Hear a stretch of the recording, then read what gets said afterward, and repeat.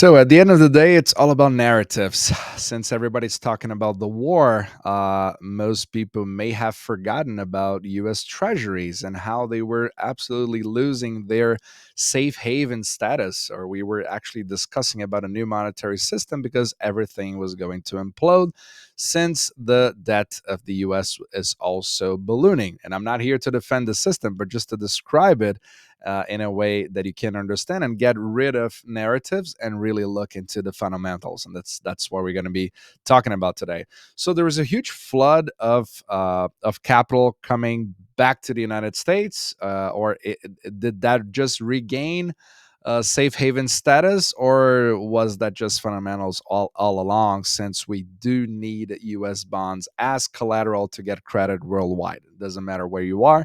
That's just how the monetary plumbing works. But first off, we still need some context. So this kind of narrative was fueled by the DXY. So it's pretty low right now. It's under 98. Could it go to 80? Sure, it could, but this just means, so that downward slope just means that the system goes just lives further because everybody needs dollars to service their debt. This is actually relief. So we discuss a lot of that on our Bitcoin intelligence report as well, and in detail, since we those videos are very short. But here is the thing. So we had a lot of liquidity, even Bitcoin still near all-time highs.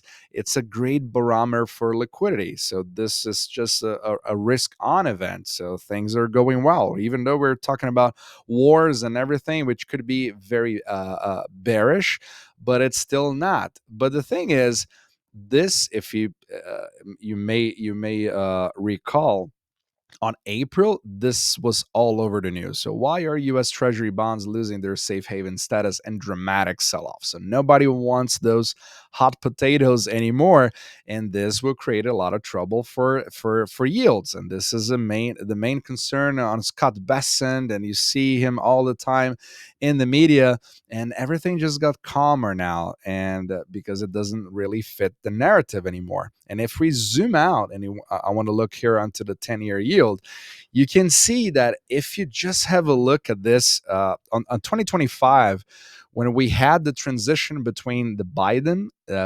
and Trump, towards the Trump government, you see that it was as high as it could be, right? Almost 5%, so 4.8%. And since, it has gone down. Of course, the whole tragedy, so to speak, on it losing safe haven status was, I would agree, because of that huge volatility that we're seeing between March and May. Yes, that can create some trouble for the credit market. I'm going to explain how in a minute, but just have a look at what happened in April. So in April, it went down significantly to basically 4%, a little under 4%, and then it shot higher. This is where everybody absolutely freaked out, saying that we cannot trust U.S. bonds anymore. Then it came down. Then everybody got quiet, and then it went up, and all of a sudden, the narrative lives on.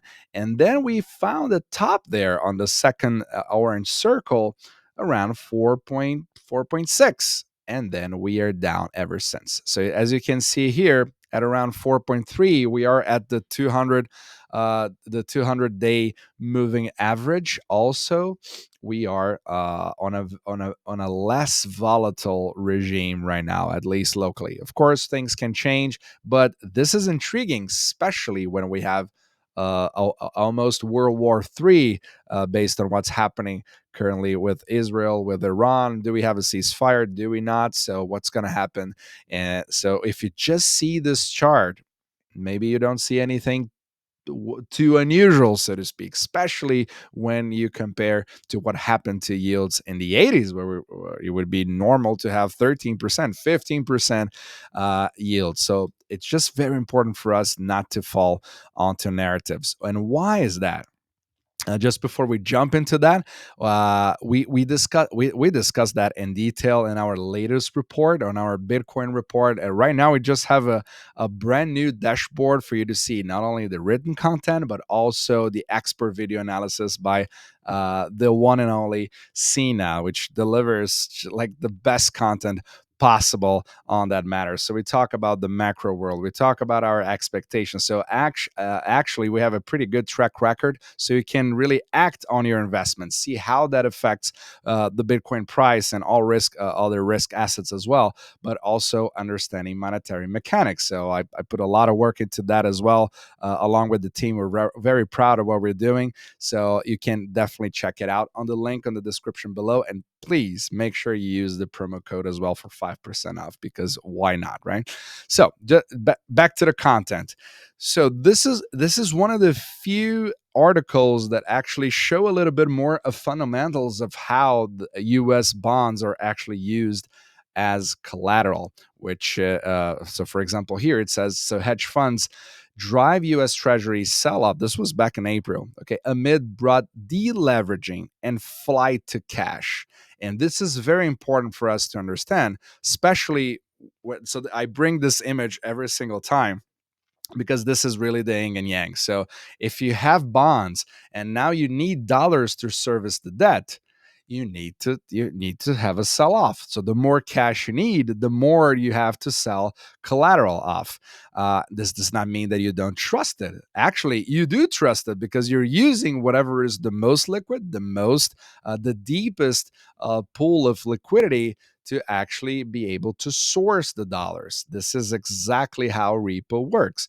And on the other hand, as soon as you have enough cash, you need to make it work for you, and you need to distribute those dollars around the world. You need to suck in that liquidity. And this is why bonds do exist in the first place. So it's a kind of distribution, redistribution, circulation, recycling, whatever term you want to use. This is exactly how it works. And how important is that actually? So this here is one of my favorite charts, just for you to understand how everything changed since 2008. Because so this graph just goes from the pandemic to today, where you see the comparison on credit, on lending, because you still have the unsecured, which would be Fed funds, for example, is unsecured. You have also other unsecured lending that goes on, but check the volume: $118 billion daily, against, on the other hand, which is repo, which is a security. You have to present that as collateral to repurchase it next day, for example, plus interest. That is over $2.6 trillion daily. So this is and this is getting higher and higher. So over 80%, it's there's an estimation of over 80% of every credit related transaction worldwide is secured. And why, and what is the most pristine, most trusted, biggest, the deepest kind of collateral there is with zero credit risk? That's the US bonds, US Treasuries. Does that mean that I love the system? Does that mean that I defend deficit spending? I defend the whole thing going on. Maybe for the Bitcoin price, of course, we won't complain, right? But this is just the way the system works, and it's very important for us to separate narratives onto what really happens in a monetary mechanics. So I hope I can bring a little bit of value for you today on this. I really have to hammer on this. Try to see that as collateral and why things work that way. So if yields are coming down, that means that we have more and more demand, or even actually credit, it's just getting maybe a little tighter, since we have less spending on fiscal, because there is less interest rate spending from the Treasury. But yeah, it's still on pretty high levels. But this is what really moves liquidity, and this is one of the biggest reasons why Bitcoin is where it is today. So, all right, hope to see you soon, and see you in the next video.